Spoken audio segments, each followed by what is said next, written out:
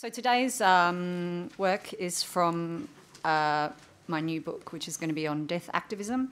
And what interested me the most about both writing this book and writing this paper for today was my desire to stop thinking in a Deleuzian way and start living a life that was a life primarily of activism, incited by, amongst others, Deleuze and Guattari. So basically, there's nothing interpretive here. This is not a correct or incorrect reading. This is just perhaps a call to some actions. In A Thousand Plateaus, Deleuze and Guattari explore the formation of strata as an articulation of substances as forms and vice versa. Substances are, quote, quasi-molecular units, flows, swirlings, laminal expressivities of quasi-elements, while forms are, quote, connections and successions of substances. Forms do not atrophy, so forms are themselves modes of substantive content mingled with other forms. And substances are themselves made up of connections between internal elements. This hypnotic geology of strata development embraces the interdependence and instability of substance and form against the idea that forms are made of substances and substances are stable essences. Deleuze and Guattari see a problem in the ways in which the substance-form strata relationality is finalised as an articulation of variability or systematisation. They call the variable the first articulation and the systematisation the second articulation. The first is not entirely chaotic, but it is fluid and unpredictable, creating its own new territories and rupturing them as part of the nature of the creation of strata. The second articulation sees the overcoding of strata as, and I quote, phenomena of centering, unification, totalisation, integration, hierarchicalisation and finalisation, end quote. Deleuze and Guattari do not see the first as necessarily molecular and the second as molar, yet ethical questions emerge when strata are transformed from content to expression. While content insinuates essence or the potential to ossify into ontology, expression liberates form into force. Both are co-emergent and form the singularity of a form force. Organic stratum typically have two modes of opportunistic choice to be encountered in Deleuze and Guattari and in Artaud, but also from philosophy and ethics in general. Anthropocentrically, the body of any organism is organised as stratum within and without. Without is found phylum, species. Within are found organised organs into a singular expression convertible to registers of signification and subjectification. Signification reads the organs and their appropriate analogous functions. Subjectification unifies these and places the organism into a hierarchical stratum that forms the body corpus in the case of humans and the natural corpus in the case of species. The human body, read through genitals, skins, reproductivity, Vitruvian equivalence, is inserted into a pre-existing second articulation of gender, race, sexuality, ability, and so on. That subject, whose intensities and potentialities have become subject to the system through which it is allowed to emerge as a person, is designated as belonging to an appropriate stratum and immobilised there. The white heterosexual male as zenith, the other combinations still limited to catatonic finite options. Contemporary culture's continued obsession with signification, even in defence of difference and inclusion, makes living for its own sake and on its own terms impossible. In many ways, it makes being born, or at least born into life, unthinkable. While I do not claim fantasies of free will and free living of one's life, while I do not claim fantasies of free will and free living of one's life demand one knows the existential conundrum, who am I? Being told who we are and then being integrated or not based on these significations to which we do not subscribe means that the me who is designated as this identity are alien to one another.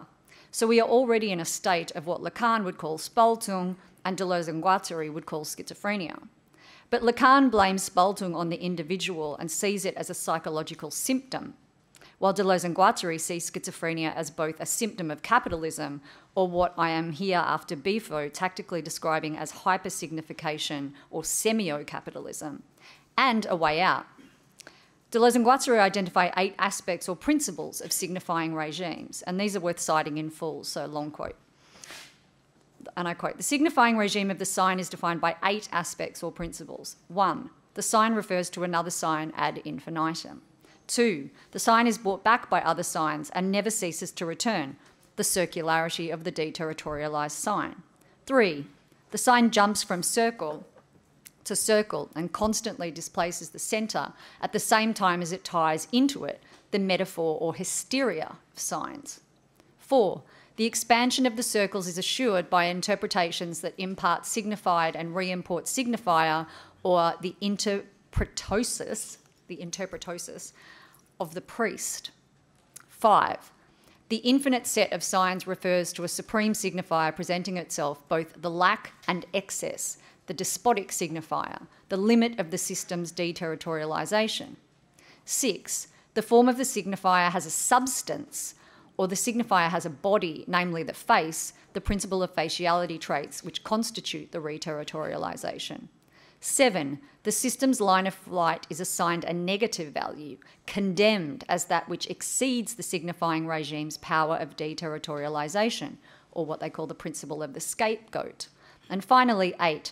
The regime is one of universal deception, in its jumps, in the regulated circles, in the Sears regulation of interpretations, in the publicness of the facialised centre, and in the treatment of the lines of flight." End quote. These 8 aspects work in concurrent and inextricable coordination, and the power of each tightens the power of all.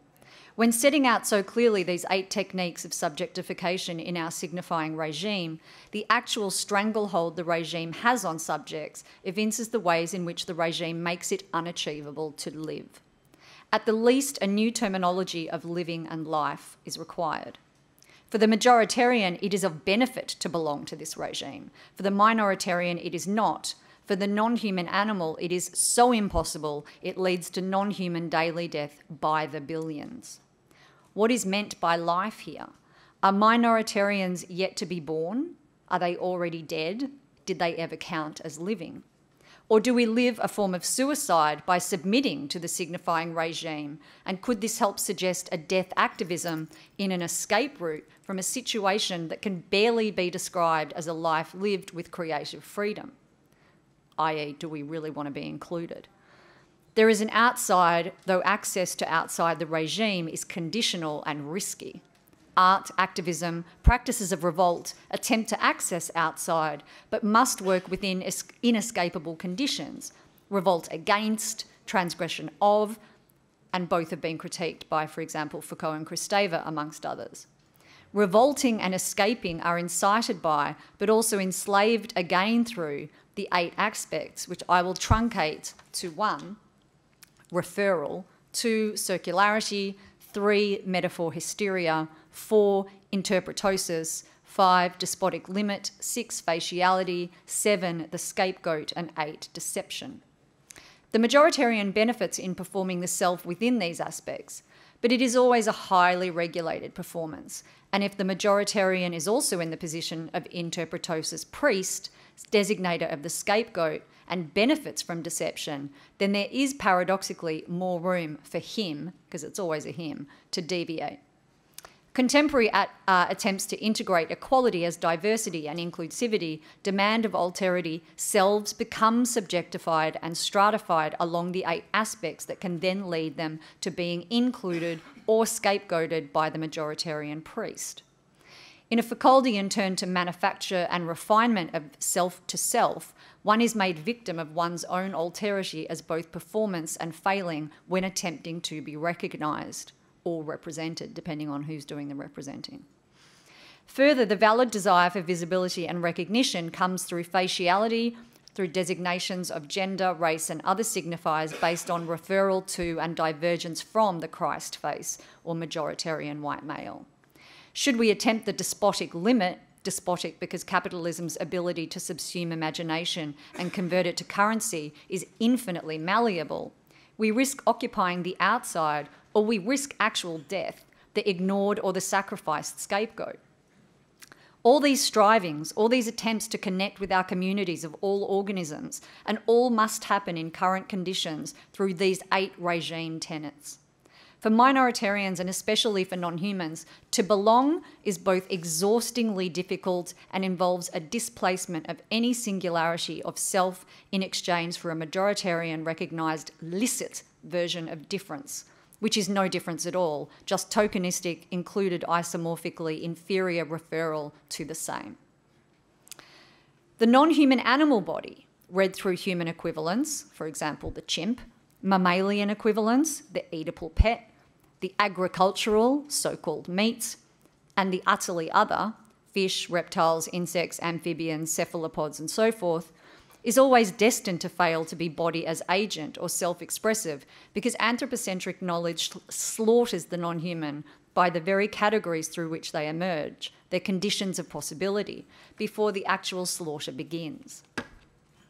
The project of ethics to disarticulate the second articulation of strata, to disorganise the organised body, to ask, when claims of ethical enunciations are spoken, who speaks and who do they think the world is, to allow to flourish the infinite and infinitesimal substances and forms as first articulation strata, as creative projects of being and becoming with.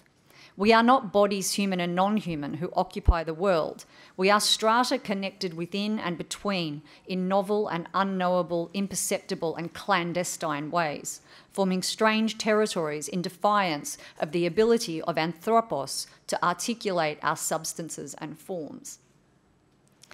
Artaud exclaims that to become the body without organs is to be done with the judgment of God. Anthropos, as a Hellenic and later biblical term, is interpreted variously by scholars to mean 1. Human, but not a god. Humankind, mankind, with the face of man. Generic human, but between the hierarchical divided strata of little g gods, big G God, man, woman, animal. And fallen man redeemed by the suffering of Prometheus or Christ or the Holy Spirit. This is all very Western, of course. Linguistic play with truth. Language games dematerialising what the earth and its myriad occupants substantially create as forms together, in favour of recentralising one form of one species so that the earth becomes an expression both of and for Anthropos, using God or gods as an objective observer to ensure the knowledge is correct, even though the knowledge only ever comes for and from Anthropos in the endless, onanistic, narcissistic excavation of his own self-importance. So arguably you could say then this is not Western if it belongs to a religious community. Arguably the project of science follows a similar pattern in seeking to prove pre-established hypotheses which come from disciplined trajectories of anthropocentric interest, knowing the world as a narcissistic form of creating the world. Observer of his own language experiment to vindicate his own existence, Anthropos is also the gods he claims validates his experiment in self-assurance, i.e. knowledge. A single geological stratum, blanketing and suffocating, co-opting and totalising all other substance and form. For what? To exploit, accumulate, destroy materialities of flesh and earth and matter in service of empty, abstract signifiers of capital, consumption, and immortality.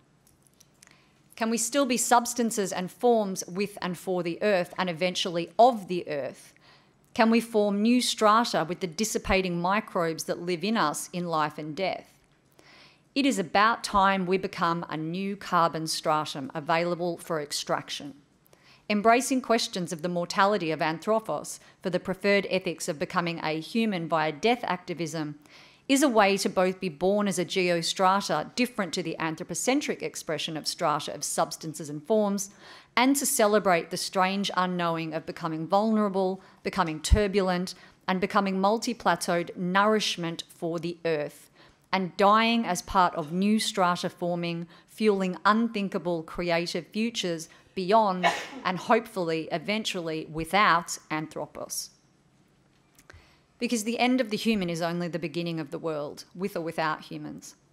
Being differently with the world begins with what the definition of the earth is not, but that which Anthropos would say it is, the earth as defined by and for human limits, the potentia of the earth.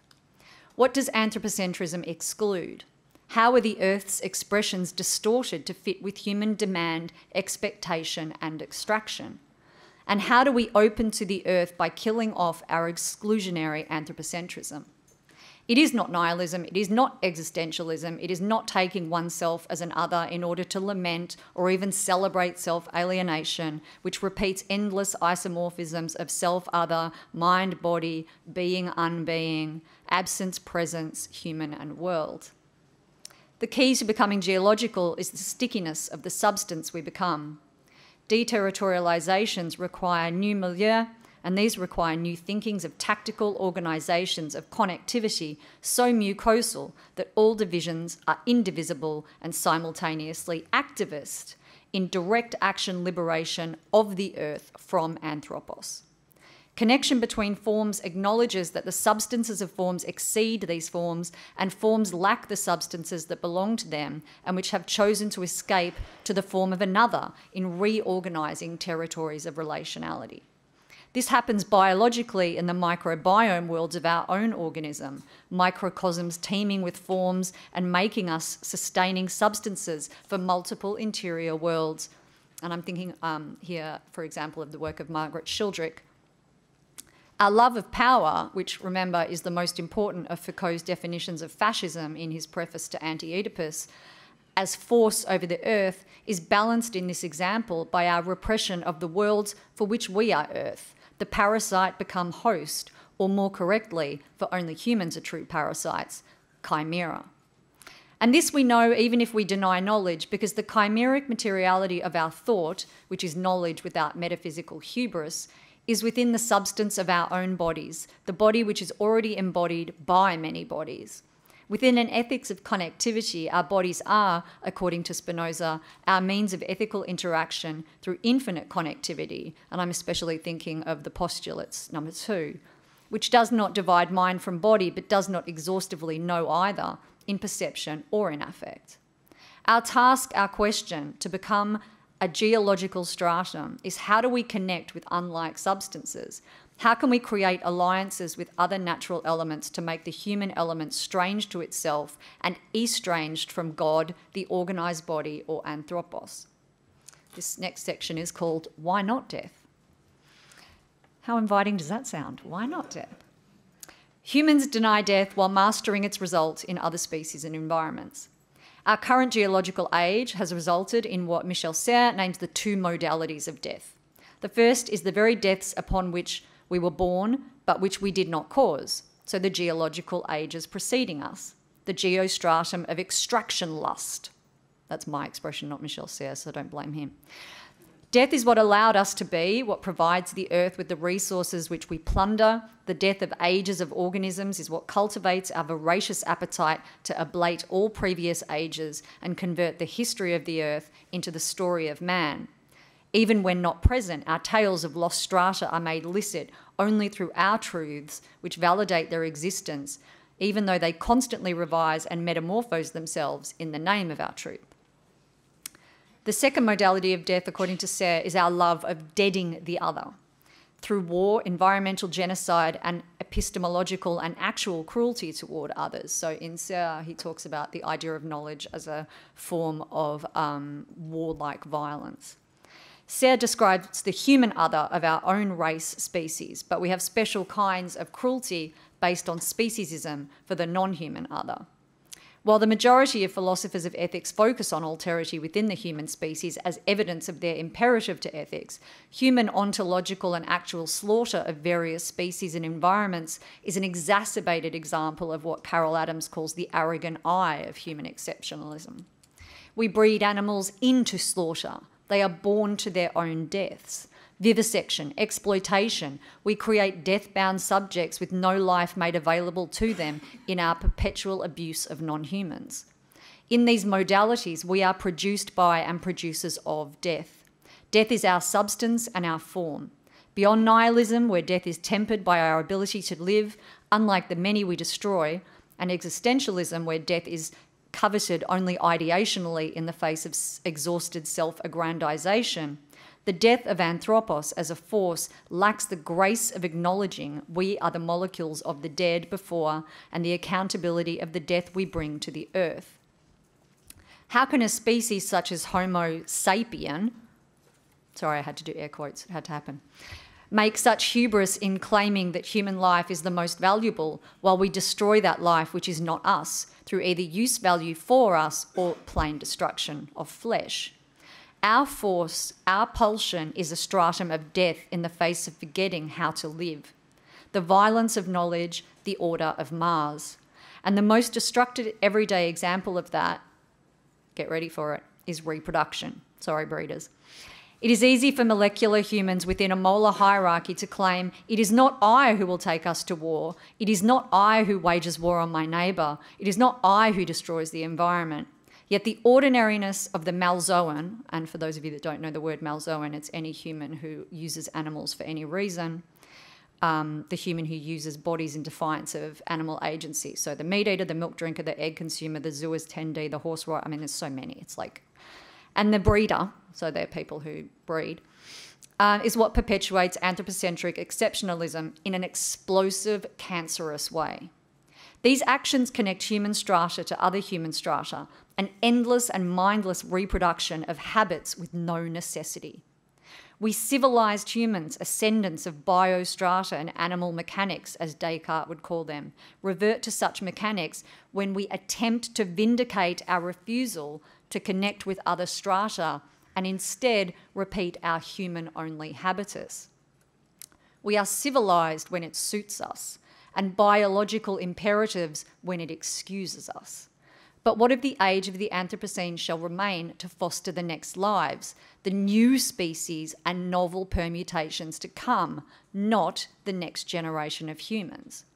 We do not think geologically because we deny a future without humans. But pragmatically, that may be the wisest, artistically creative, and most fecund way to produce new worlds, rather than reproduce the modalities of death that, intentionally or not, destroy the earth and its other inhabitants without imagination or germinality. We have converted human strata to the fascists' moment of what Deleuze and Guattari call the expression of the world, and they critique also, along with Artaud, that expression as a judgment of God, so we are the God. Each entity expresses itself as its own God, its own author, its unique vitality, inconvertible to the expression of another. This is what breeders think. Except that humans have assimilated, smothered, and converted all strata to their own mode of expression. All geological planes are now anthropocentric planes, and their singularity is not the inexpressible uniqueness of the individual, but an objective use of signification of exchange. What kind of anthropocentric violence reduces the world to signifiers for our games? Lyotard emphasises the master makes différend of the world in this game, and we always win. Not only does this modality of anthropocentric expression convert the world to the hierarchical pyramid within which humans place themselves, but everything else is both inferior and exists only insofar as it is useful, be it land, non-human animal, rock, mineral, climate, or human other that doesn't quite count as human. Humans have made the substance of the world a purely human expression and the forms of the earth currency. We deny geology, and we continue to breed new humans rather than create and imagine new modalities of being with the other lives, human and non-human, on earth. We have enslaved our hubris to replacement of ourselves by surrogate children as a dream of immortality, of species and self, instead of being liberated by a politics of care as radical immanence for this earth at this time, where we are a form of the earth and our substance can itself be explored and exploited by the earth and its occupants to help create a new Eden, a paradise purely because it is no longer for humans alone. Activist examples of abolitionist veganism and antinatalism, which is the decision to not breed humans, are local and often small group frames of activism. What matters is twofold: the currency these actions destroy and the paradigmatic judgments of God they reveal as fallacious and arbitrary. It is as if two earths overlay their strata. The one is the earth as it is, a dying modality of individual emergences and diminishments which humans accelerate, the earth where the human abides. The second is the human geostrata of earth made of use value and exploitation, the earth for the human. The first is unthinkable from an anthropocentric view. Antinatalism and abolitionism can alter the substance of the strata of human exceptionalism and non-human suffering within both earths. The first implies the obvious liberation of earth from humans, their exploitation, and ultimately their occupancy. Within ferocious, accelerating neo-capitalism, antinatalism and abolition, the earth is liberated through forced changes in what is considered commodity. If no one is buying, then capitalism adapts to commodify differently. It is not solved, but whatever can be done to alleviate the suffering here and now of non-humans is a change of substance of the stratum of suffering which we humans are causing at this moment. Antinatalism devalues human exceptionalism as natural paradigmatically, while also attempting to resolve the absolute overwhelming occupancy of resource-sucking humans from the earth. While issues of which nations consume more is relevant, antinatalism does not seek eugenics or any classification of subjectification and signification in the cessation of human reproduction. So sorry, white fascists. Sorry, not sorry. It is a question of speed and slowness. While those of us here die slowly or quickly, depending on our substance, there will not be a new 8, 9, 10 billions to exhaust the Earth's future. Our attention can be on care, on the millions of human and non-human lives that are in need of care. Also a question of speed and slowness, of substances of science and palliation for the Earth. Nothing is lost. In fact, nothing dies. Like Katz and Deleuze himself, we must learn to die graciously. The embrace of human extinction, seeking to lay the Anthropocene to a forgotten stratum of geological expression, celebrates what we have now and what we can do for the Earth, after an expansive age where we have forced the Earth and its inhabitants to do for us, always against their will, always without their consent. It is worth noting that human extinction, without suffering, without murder, without forced death, is what makes Anthropos recoil the most. Why? What is lost? Who is harmed if we stop reproducing?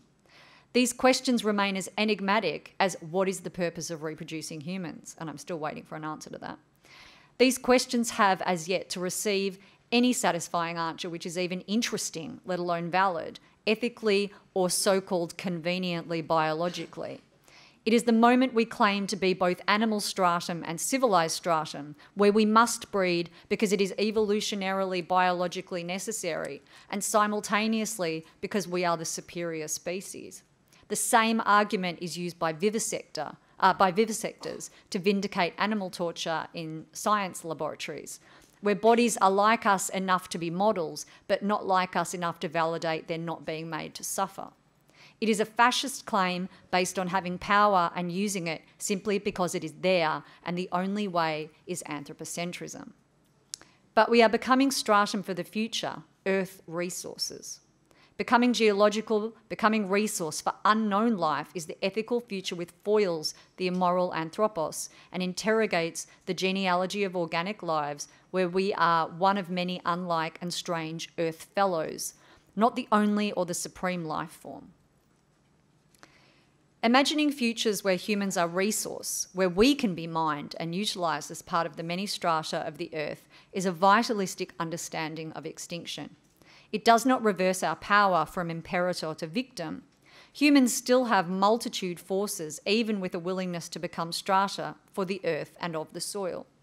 Human extinction takes many forms. The term extinction is mired in a human expression of geology. It is limited to singular events, apocalypses, ages, and currently species. Especially in the case of the latter, the lament of species extinction too often remains one for the humans of the Earth. Our infinite offspring won't get to see or experience or convert to objects of entertainment certain examples of species we have relegated to taxonomy. So the fact that there are more tigers in captivity so that we can go and gawp at them rather than in the wild seems to be unproblematic. Or the extinction of a species will set off an environment kilter, thus creating devastating effects for human futures. But who laments the singular non-human animal? The enormous percentage of non-humans on the earth are agricultural slaves to human consumption. The individual cow who suffers, the singular pig who exists in a short, sharp torment. What of them? Grand narratives of extinction fetishize the exotic and forget that every singular expression of life is, according to Spinoza, in and of itself unlike any other, and so too is exotic. When rebellions against environmental destruction speak of species and the future of children yet to come, they remain with the enunciative function of Anthropos. The strata of the earth retains humans as the topsoil. Ethical becomings do not strangle non-human animals with the judgment of God or Anthropos by speciesism at the expense of the individual non-human animal life. We certainly resist doing so with our own species, albeit hypocritically, and we're not doing a very good job, frankly. The humans always come first until certain political systems claim certain humans come first more than others, until the right claims certain humans do not have the same humanity as others by gender, race, ability, sexuality. Even within our own species, we cannot agree on species. Yet when the species of the world are discussed, they are our human expression of species alone. In becoming geological, we can transform into resources for all individual examples of life, human and non-human. Our extinction will not be the mass event so beloved of apocalypse culture. Each example of human life has its own singular expressivities and capacities to affect and be affected, and its own duration. So each can create the quality of its speed and slowness to foster and nurture life here and now until the individual is gone. So readily do humans meet the idea of our own extinction with claims this automatically means murder, genocide, suicide, and violence, that our equation of human death with horror is troubling more than the idea of a simple slowing of all human life until that time where we finally become a geological stratum. Our strange layered connectivities with other strata and unlike matter will evince our deceleration, not a mass extinction. Thinking human absence from the earth is a question of speed and slowness, of activism based in finite existential territories of immanence and artistry, not of duration as measurement, but as quality of unfurling and affectivity indulging chaotic potentia. Each human is their own singularity and in collectives can convert use of the earth into care for the earth. Then, when each is gone, they are not gone, but transubstantiated into food for the earth, finally perhaps becoming the little God we always believe ourselves to be. We are now in our transubstantiation, literally becoming host rather than the parasites we are.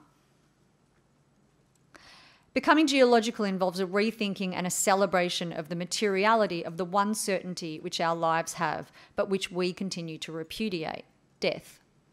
We can start to think of death as its own creative process. Against the perpetuation of the Cartesian residue of nature culture, which has now become environment capitalism, we can use technologies and human experiments in thought in our becomings to allow the earth to flourish. Becoming geological and human extinction do not return us to some pastoral primitivism. Going back is just as much a myth as immortality, both of which involve Anthropos in a pre-fall state that is done with the judgment of God in an entirely different and somewhat infantile way. Hence the inevitable white saviour question, which I'm sure I'm going to get. What about ex-indigenous people and their relationship with non-human animals? We can create an art of dying in becoming geological, or in the words of neo-capitalism, we can manage our care of the earth. I'm really sorry for saying the word manage. Becoming geological as artistic practice is a form of Guattari's chaosmotic ecosophy, bridging the divide between different modalities of knowledge affect to form new consistencies of stratum making. And he states, but to establish such a bridge, we have to shed our mechanistic visions of the machine and promote a conception which encompasses all of its aspects: technological, biological, informatic, social, theoretical, and aesthetic. And once again, it is the aesthetic machine which seems to be in the best position to disclose some of its often unrecognised but essential dimensions, the finitude relative to its life and death, the production of proto-alterity in the register of its environment and of its multiple implications, its incorporeal genetic filiations, end quote. The human body as a machinic assemblage with multiple connectivities has different qualities and capacities in life and death. In becoming geological, this body, as all bodies, transform their ethical capacity from expressivity as a perpetuation of their own living capacity into a resource capacity. In neo-capitalism, this is forced by the human onto non-human animals without necessity. But like a stone, the human body persists in its materiality after death and can continue to create connections if we see it as a resource instead of maintaining the fantasies of the lost subject, which we simultaneously conceal and revere at once. During life, humans can become resourceful for the earth in whatever capacities our humanness, but not our anthropocentrism, avails for us. To form infinite connectivities in becoming host for the earth would not deny the technologies we have. It would attend to and account for their own specific affects and could make the care of this earth at this time more attentive and nuanced. This earth at this time is, like all other versions of the earth at all other times, unique in need. It seems that in the age of the Anthropocene, it is we who are responsible for the devastating urgency of that need. So perhaps the mass event is our attention to the Earth, the shockwave not of a comet or of a devastating climate catastrophe, but an awakening within Anthropos that living as if the Earth is for us is not the way to foster life when life is counted as all living things. Humans create affects which are far beyond our importance in geotime. It is comforting to think, or hope, that one day there will be a layer, a stratum that commemorates a destructive event that came in the form of this one species. But until that time, we can think of how to be the most ethical and attentive becoming stratum with what resources we have. And as Spinoza tells us, and I think I've already heard it quoted like 5 times in the conference, so sorry, each body within and beyond phylum, genus, species has more affects than we are capable of predicting.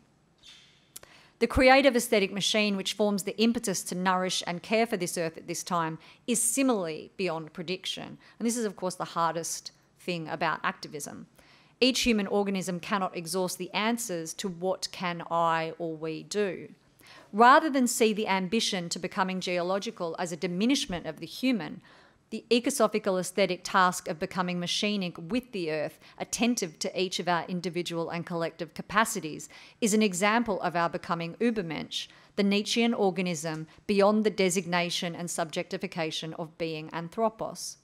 We no longer seek to fulfil the template of Anthropos, who seeks to emulate God because he still obeys the judgment of God, even while telling himself he is more than he thinks he is. And let's face it, feminists, queers, and activists are all pretty disobedient. That enslavement to love for power is reserved for increments of the known and the knowable, and is currently limited to increments of war, money, abstract concepts where others die in service of the ascendance of Anthropos to his own ideal. Aesthetic becomings involve thought, not yet known or even thinkable within anthropocentrism, and certainly not limited by human exceptionalism. They involve the strange connectivities that defy species, forming machinics of filiation between unlike families, of practices, of thought, of materialities, and of bodies. They involve a cosmic view of the possible and the impossible transformed into what can happen as potentia, unpredictable but hopeful ethical relations to produce new relations which allow the earth and its non-human occupants to form their own expressions of the world without subjugation, colonization, enslavement, and murder. And finally, from a cosmic view, the human's adventure in becoming geological will be part of the veins and threads of shining and dull connective strata that will allow us to leave the earth behind, not in a phallic spaceship, which seems to be the trend at the moment, but within the soil and the stomachs of the other plateau we have hitherto so violently exploited. And I should point out, and I'm sure I'll get a question, I'm not talking about things like kinship because it's non-consensual. I'm talking about things like indirect action activism, literal one-on-one relationships where you have to kind of figure out what is needed by the non-human other and how to best provide that without intervention that is forceful. So what do we do? The big question. In continuity of becoming-stratum long gone and in the spirit of death activism, I propose activism as a form of ignited lament. Activism is scientific without being judiciary or driven by anthropocentric motives. So Sayre says that his critique of science is always that science is never just science. It is usually judiciary or it has a motive. And obviously Irigaray has similar problems with the feigned neutrality of science. So this is not anti-science. So activism is scientific, but also, like benevolent eco-sciences, it is artistic. And like activism, the art of lament is one which involves thinking, expressing, and acting differently with the intellect, the flesh, movement, and creativity. And I thought about this idea of lament because I did my degree in classics, so I've got like a classics hangover. But also, it's really, really fucking devastating when you are facing the kind of billions and billions of animals in suffering, and it's so easy to ossify and become atrophied and curl up in your room and want to die. So there's no denying the mourning that is part of the aspect of all forms of activism, but, you know, especially it's quite overwhelming with animal activism. So I was thinking about lament as a kind of mourning with movement. Activism as a creative lament is an appealing concept because it encourages the death of the self as subject without replacing the subject with absence, atrophy, compassion fatigue, or its own sacrifice or martyrdom, or any other saviour complex so rife in contemporary allyship activism of all kinds. We can mourn, we can be overwhelmed, but we can still do. Lament activism jams semio-capitalism by belonging to the fluid, queer, feminist, strange collective space of the Cora, antagonistic to the polished hero of knowledge, of slaughter, of the battlefield order of Mars. And that would mean that activism, according to Sayre, belongs to the order of Venus, of love. Characteristics of activism follow many of those of lament, including use of gesture, dance, song, which are equivalent to care, nurturing, speaking and listening in a non-anthropocentric way to the non-human other. There is no way to interact with a non-human other in an anthropocentric way in a position of care. You just can't. They run away. They do the escape route. Especially in reference to the specific needs of each unique rescue or liberated non-human animal, our inability to receive consent on the terms of these animals means our approach is sometimes retreat. Our intervention is often provision of food and warmth with absence. The escape routes of which Deleuze and Guattari speak in Kafka. No demands of reciprocity can be expected in these acts of activist love. And there is no measuring reciprocity anyway, because these others have their own expressivity inscrutable to humans, in spite of the violent attempts by ethology to translate them into knowledge. Activist love makes no demands and acknowledges its own fallibility in not knowing in advance what is right or good, what will work or won't. And this is the big question. So if someone can answer it for me, I'll be really happy. And I was thinking about it in Janae's paper, this idea of course, we cannot predict the future in our ethical immanence. And Spinoza says sufficient reason, but even that, what does that mean? And especially when you're dealing with non-human animals, how do we try and do our best without predicting a best for the other? We ride the flow, we listen and respond in asemiotic ways. Guattari states, and I quote, "In primitive societies, one expresses oneself as much by speech as by gestures, dances, rituals, or signs marked on the body. In industrialised societies, this richness of expression is attenuated. All énoncés have to be translatable to the language that encodes dominant meaning," end quote. Primitive for the Hellenic tragedians was clearly women, boys, national others. All the while in the background, the actions of animals was converted to omens and portents, and their bodies slaughtered en masse as sacrifices to guarantee the future or appease higher authorities, a perpetual translation and economics of restoration of the control of fate by the hero as individual or nation. Lament mourned the hero, the nation, and the dead traditionally. Dewey writes, and I quote, "But whereas the majority of the laments of tragedy are a special combination of lament for the dead and lament for the hero, the laments of captive women span all three categories," so themselves, the hero, and the dead, and the environment. "Captive women lament their fallen city as much as they lament their husbands, brothers, and sons. The spectacle of Troy and its sack dominates the odes that Trojan women sing." And this, to me, you know, I encountered this as a kind of lament for environmental loss rather than a nationalistic loss, because let's face it, they only were lamenting because they had new brothers and husbands that they didn't like. "Moving away from white het male dude bros lamenting their own death of undeserved power in this woke world, abolitionist activists lament the suffering and death of non-human animals in their billions by the hour, so the dead is relevant to lament as it is an overwhelming number. For activists, being gaslit about the purpose of activism is a constant atrophying technique, exacerbated by the twofold strategy of being named terrorists by governments. I don't know if any of you know the Prevent program in the UK, but it is basically saying that you can't teach high school children that animals are not property or objects of commodity. And if you do, that is an act of domestic terrorism. And so I'm not even going to talk about the other kind of activism that is things like theft of property and break and enter, all that kind of stuff. So all forms of direct action, even ideological direct action to do with animal activism, is basically considered domestic terrorism. So that's gaslight one. And then also working within industries and physical structures such as windowless slaughterhouses and high security vivisection labs, which deliberately conceal the acts of devastation that occur within. Being gaslit is, at its simplest, being made to feel insane against one's own knowledge of truth. And if for any of you who have read Carol Adams, she writes beautifully about this, about, you know, going to feminist conferences where women talk about how much they love animals while they chomp into a ham sandwich.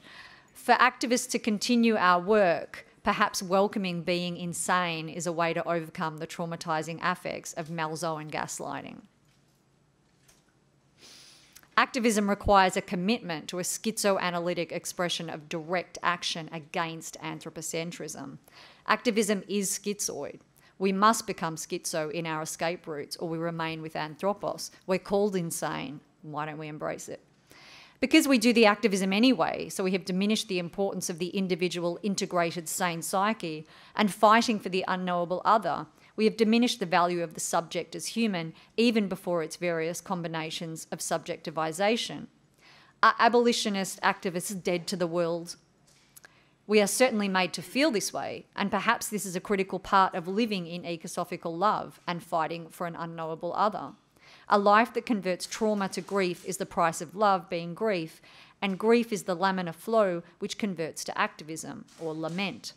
We also lament the individual to whom we bear witness, because thinking only through species or statistics risks forgetting the immeasurable suffering of an individual cow or pig or rats to whom no one listens. And we lament as ecological mourning the loss of the earth. The rhizomatic reach of abolitionist activism is not ideologically specialised or exclusionary. We do what we can, but we think cosmically of the multiple connectivities which lead to the suffering of individuals. The refined, minute action of direct action, is a cosmic act, deeply imaginative without signification and thus reliant on art. And in spite of the deep cynicism mourning the billions of animals can peak towards humans, most abolitionists are still deeply concerned with intersectional oppressions of, well, certain kinds of humans, not as extricated from, but part of the lament for the earth and its occupants. While many humans eat meat while lamenting loss of exotic species, is not lamenting the exoticism of each individual non-human animal a way to be a better animal activist? Is extinction of the wild an escape route, and the rewilding of agricultural animals a liberation from lament by lament? I'm talking about things like rescue farms and liberating animals from labs. A rewilding. These animals are wild. They're not domestic. Even domestic animals are wild. The long-standing opposition between the eco-feminist emotional activist, and the logocentric analytic philosopher animal rights theorist is commingled in lament.